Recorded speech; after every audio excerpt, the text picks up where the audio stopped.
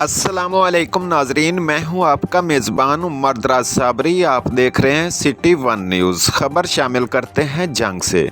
District drug control department की कार्रवाई। भारतीय अद्वियात पकड़ी गई। मुलजिम आबिद के घर स्मगल शुदा भारतीय अद्वियात बरामद। भारी मिकदार में स्मगल शुदा भारतीय अद्वियात बरामद की गई हैं। ड्रग इंस्पेक्टर अतिया निवास थाना सिटी की हदूद से घर स्मगल शुदा भारतीय अद्वियात बरामद की गई। भारतीय गैर रजिस्टर्ड थी, इसलिए अद्वियात को कब्जा में लिया गया। घर से ममनू अद्वियात बरामद कर ली गई। रिपोर्ट कर रहे हैं Aslam Shaheen, district reporter city one news जंग से।